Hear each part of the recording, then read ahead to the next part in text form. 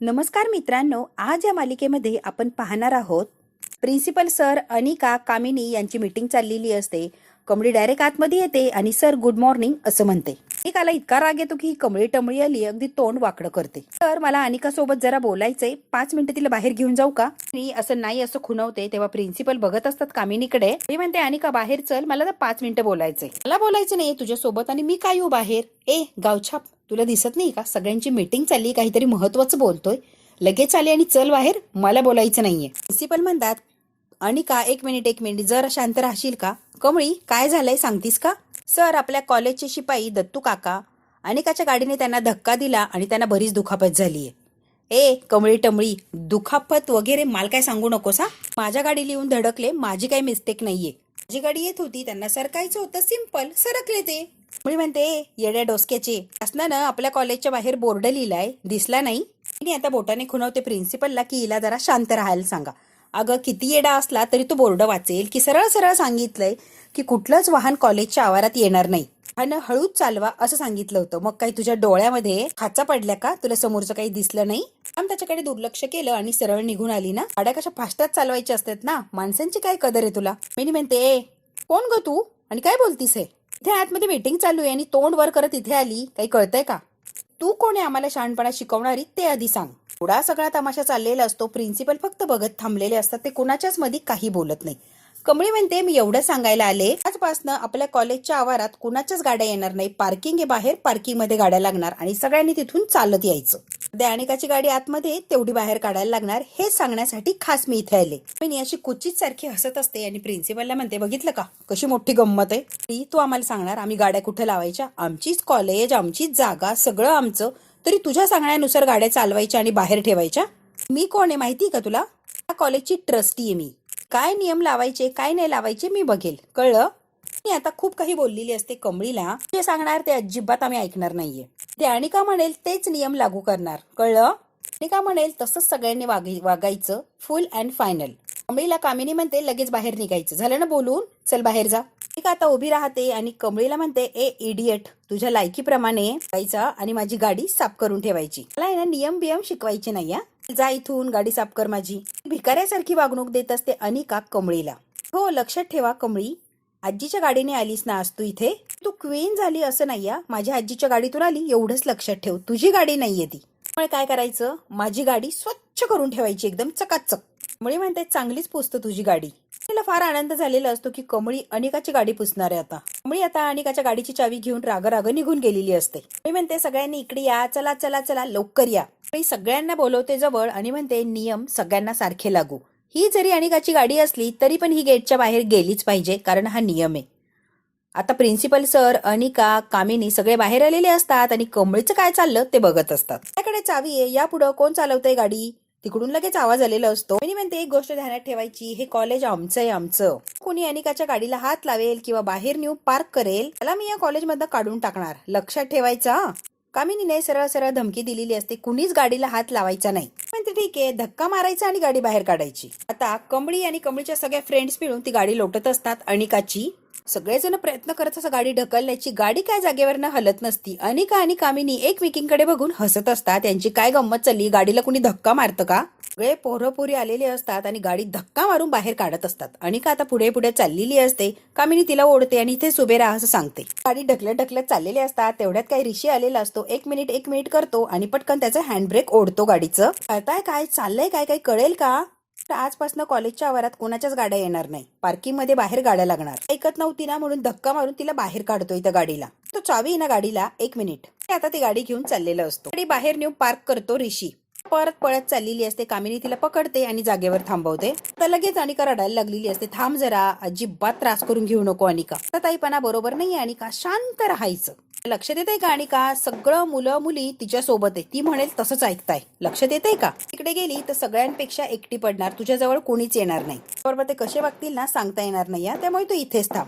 अनिकाला आता शांत केलेलं असतं आणि कमळी किंवा सगळ्याच मित्रमैत्रिणींच्या चेहऱ्यावर आनंद असतो की गाडी ढकलण्यापेक्षा ती एकदाची पार्किंग मध्ये नेऊन लावली. तिने आता कमळीकडे चावी दिलेली असते. कमळी म्हणते मी आलोचा आणि ती चावी घेऊन आता कमळी म्हणते घे बाई तुझ्या गाडीची किल्ली, पुढे येत नव्हतं मग मी ढकलीन बाहेर काढली. आता रागारागाने ती चावी घेते, उपयोग होतोय का बघ.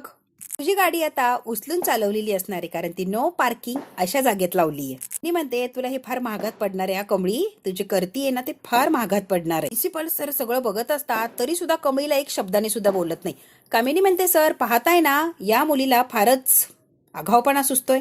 हो लक्ष ठेवायचं, आजच्या आज या पोरीला कॉलेजमधून काढायचा, कमळीला काढून टाका असं अनिका आणि कामिनीचं म्हणणं असतं. ते म्हणते काय कामिनी मॅडम त्यातला खडा वाटलो का, ताटात आला आणि बाजूला फेकला. कॉलेजमधला जुना नियम आहे हा, नवीन नियम काढला नाही मी. काय कामिनी मॅडम कॉलेजचं आहे ना, नीट नियम वाचा म्हणजे लक्षात येईल तुमच्या.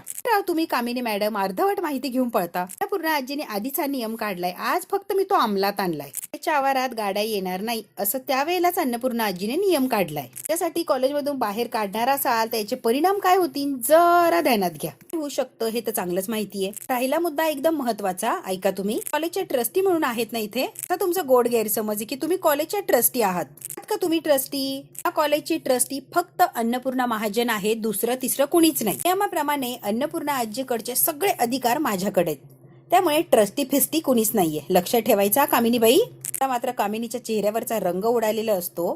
त्याने मी तुमची नवीन ट्रस्टी आहे, लक्ष ठेवायचं. त्याचा कोणताच नियम मोडलेला मला चालणार नाही कामिनीबाई, लक्ष ठेवायचं. प्रिन्सिपल सर काही शंका प्रॉब्लेम असेल तर सांगा बरं. ही कमळी अन्नपूर्णा महाजन यांची मोठी सक्की नात आणि या कॉलेजची ट्रस्टी. म्हणते गावछाप झाली आहे लगेच मालकीन. अर्धी मालकीन मी पण आहे. हेच की तू ओनरनीच बोलायचं असतं, बाकीच्यांनी नसतं तोंड घालायचं. त्यामुळे म्हणते मित्रांनो कुणालाच काही काळजी करायची गरज नाही. आता पर्यंत मी आहे ना तोपर्यंत सगळं काही नीटच असणार, मला काही त्रास होणार नाही याची काळजी मी घेणार. तिची अगदी बोलती बंद करून टाकलेली असते. ह्या कमळीने स्वतःला ट्रस्टी म्हणत असते ना की तिची जागेवरच जिरवलेली असते. ते म्हणते फक्त कॉलेजचे नियम सगळ्यांनीच पाळायचे, एकाने जरी नियम मोडला मग त्याच्यावर ऍक्शन घेतली जाणार. म्हणते आपल्या कॉलेजमध्ये फक्त अन्नपूर्णा आजींचा शब्द पाळला जाणार, बाकी कुणी काहीही म्हटलं तरी त्याकडे लक्ष द्यायचं नाही. ते अशी काय बोललेली असते की सगळ्या मित्रमैत्रिणीने टाळ्या वाजवलेल्या असतात आणि कमळीचं कौतुक केलेलं असतं. कामिनी अनिका अगदी शांत बिल्ली मांजरी सारख्या उभ्या राहिलेले असतात. तेवढ्यात एक गाडी आलेली असते गेटवर.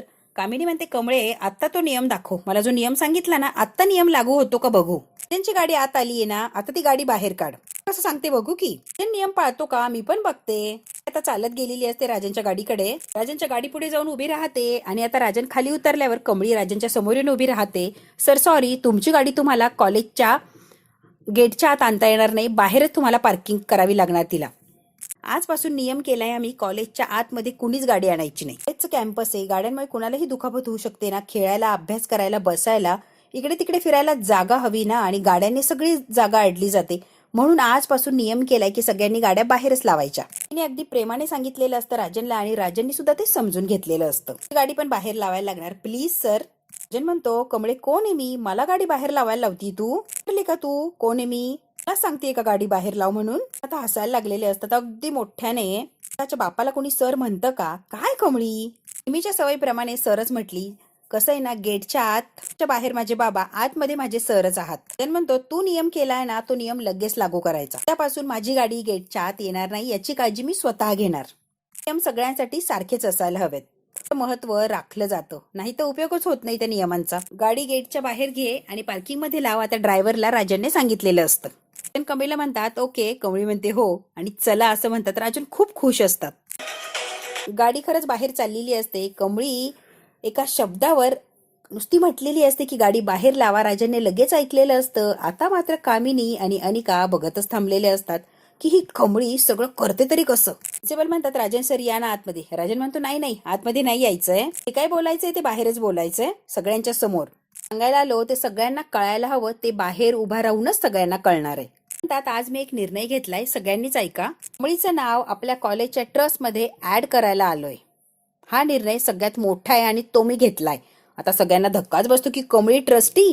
कॉलेजचे पोरपुरी इतके खुश झालेले असतात आणि आनंदाने टाळ्या वाजवतात. ते आता जय भवानी नावाने मोठ्या घोषणा द्यायला लागलेले असतात. पोरांनो पुढे काय सांगायचं हे पण ऐकून घ्या. लगेच झालं का सुरू. तुम पुढे माझ्या वतीने जे काही निर्णय असतील, जे काही कामकाज असेल ते सगळं काही कमळीच घेणार. कमळीच्या म्हणण्यानुसारच सगळं काही चालणार. जी मोठी मुलगी परत भेटलीये मला, याबद्दल कॉलेजमध्ये माझ्या कुटुंबाबरोबर सेलिब्रेट करायला आलो की माझी मुलगी मला परत मिळाली इतक्या वर्षांनी. ती म्हणते बाबा अहो हे काय आहे. लगेच राजनचा आशीर्वाद घेतलेला असतो. राजन म्हणतात कमळी सुखी राहा. निकाने आणि कामिनीने खाली मान घातलेली असते, अगदी लाज वाटलेली असते त्यांना. कॉलेजची नवीन ट्रस्टी कमळाबाई आमच्या आयुष्यात परत आलात याबद्दल मला सगळ्यांचं तोंड गोड करायचं, अगदी पार्टी द्यायची एक अख्ख्या कॉलेजला. हा तुमच्या नियमात बसत असेल तर बरं, नसल नियमात बसत तर नको. पण आता हसायला लागलेले असतात, एकाला राग आलेला असतो, थोडक्यात स्वतःचं इन्सल्ट झाल्यासारखं वाटतं.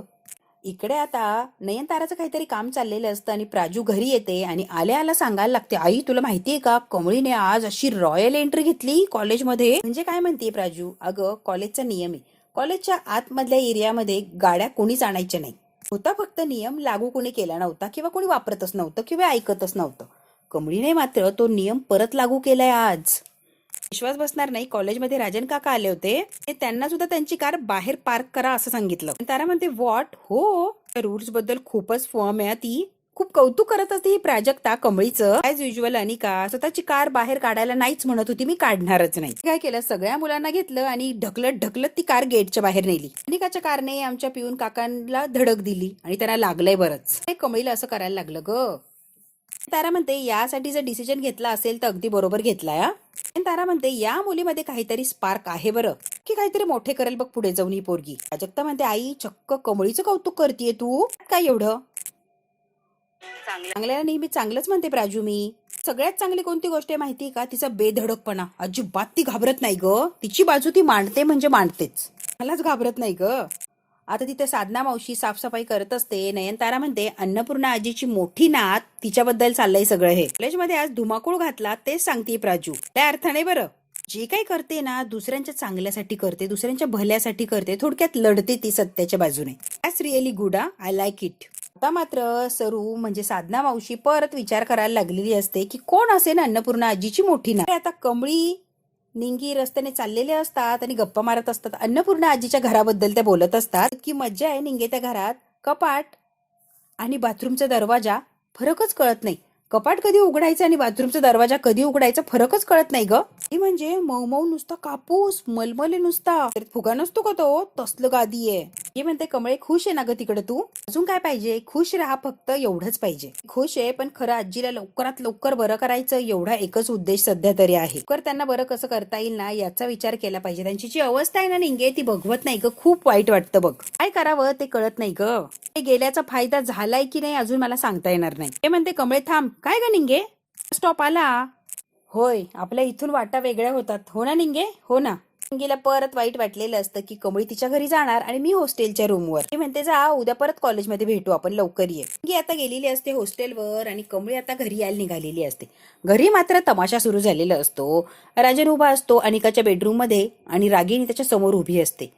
राजन असं जोरात किंचाळून त्याला म्हणते, या घरात फक्त आणि फक्त अपमानच करायचं राहिलंय का, बाकी काहीच लायकी नाहीये का आमची. ती पोरगी काल आलेली लगेच कारभारी होणार का सगळ्या याची, अख्खा कारभार तिच्या हातात द्यायचाय का. गाणे सगळं येऊन रागिणीला सांगितलेलं असतं. रागिणी मागचा पुढचा विचार करत नाही आणि लगेच बोलायला सुरुवात करते. ते आम्हाला कशीही बोलते, अपमान करते, पाडून बोलते ना, आम्ही काय करायचं, फक्त सहन करायचं. पण खाली घालतो आणि ती काय बोलेल तेवढं सहन करतो, एवढंच आहे राजन आमच्याकडे. चालू राहणार आहे का राजन, राजन बोल ना. मोठ्याने ही रागिणी ओरडत असते राजनवर. भिकारड्या पोरीकडून सतत अपमान करून घ्यायचा का, एवढीच लायकी राहिली का आमची.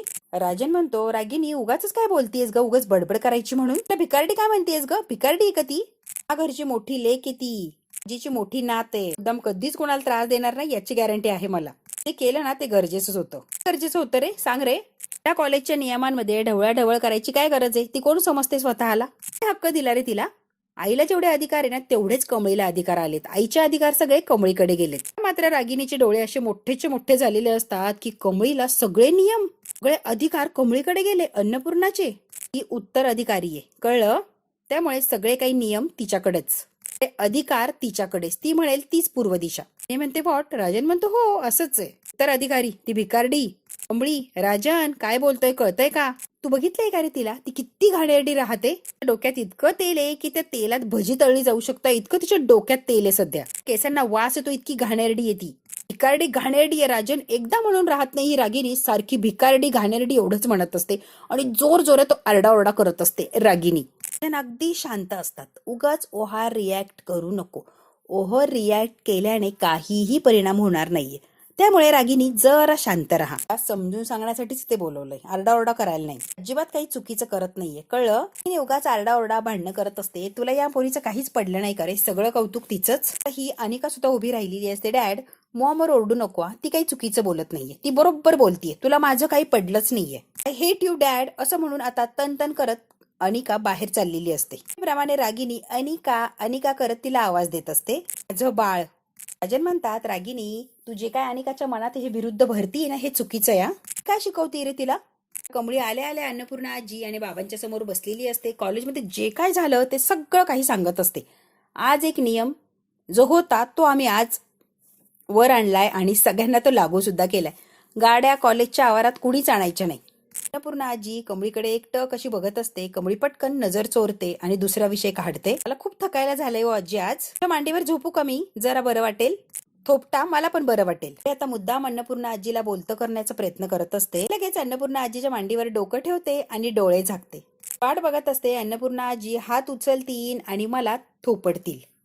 मी म्हणते, आजी मी आता आले ना हो, मग काय चाललंय तुमचं हे? अजून पण असं शांत शांत का? पहिल्यासारखे का नाहीये तुम्ही? गप्पा मारा की. तुमची नात परत यायला हवी होती, मी आलीये ना, मग बोला, गप्पा मारा, काहीतरी रिॲक्ट व्हा. त्यात काय एक फोन वाजलेला असतो. कमळी तो फोन हातात घेते आणि बघते कुणाचा फोन आहे. तो फोन नयनताराचा असतो आणि कमळीने उचललेला असतो. नयनतारा म्हणते, कोण बोलतय? कमळी बोलायलोय.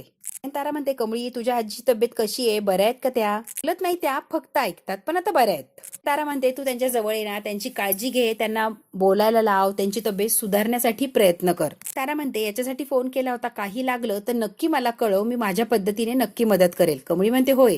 कमळी आता शांत बसलेली असते, जरा ऑकवर्ड फील करते नयनतारा सोबत बोलायला. नयनतारा म्हणते, हॅलो कमळी. कमळी म्हणते, बोला की. प्राजक्ताने सांगितलं तू जे काय कॉलेजमध्ये केलं ना, चांगला डिसिजन घेतला कमळी, मला आवडलं, छान वाटला, बदल घडवलाय. तर अन्नपूर्णा आजीचं बऱ्या असताना त्यांनी सुद्धा भरभरून असं कौतुक केलं असतं तुझं. सो असेच चांगले डिसिजन घेत राहा, खरंच मला आवडलं. आणि हिचं बोलणं आता नयनताराचं प्राजक्ता मागे उभा राहून ऐकत असते की आई कुणाशी बोलते एवढ्या प्रेमाने. ती म्हणते, थँक्यू मॅडम. प्राजक्ता आता मनातल्या मनात म्हणते आणि हसत असते नयनताराकडे बघून. आई चक्क कमळीचं कौतुक करते, ते पण तिच्या तोंडावर. अरे बापरे, आईला कमळी चांगलीच आवडायला लागलीये. बंद झालेला असतो. कमळीला सुद्धा इतका धक्का बसतो की बाप रे, नयनतारा मॅडमने चक्क माझं कौतुक केलं. खरंच ही कौतुकाचीच गोष्ट आहे ना. कमळीला सुद्धा खूप अभिमान वाटलेला असतो की नयनतारा सारख्या बाईने माझं कौतुक केलं. तिला जर कळलं ना तर निंगी उड्याच मारण बघा. कमळीला इतका आनंद झालेला असतो, निंगीला कळाल्यावर किती आनंद होणार बघू. आता कमळी नयनतारा मॅडम तिचं कौतुक करताय हे निंगीला सांगणार का? मग निंगीला किती आनंद होणार. आणि हे जर ऋषीला कळालं तर मग काय, आनंदाला काही सोयच राहणार नाही. बघू आता कुणाकुणाला कळतं आणि नयनतारा कमळीच्या बाबतीत कशी तिचा विचार आता बदलते आणि पॉझिटिव्ह अशी व्हायला लागते. मित्रांनो, हा बदल जर आपल्याला बघायचा असेल तर बघायला लागणार पुढचा भाग. हा भाग इथेच संपला. व्हिडिओ आवडल्यास लाईक, शेअर, सबस्क्राईब नक्की करा. धन्यवाद.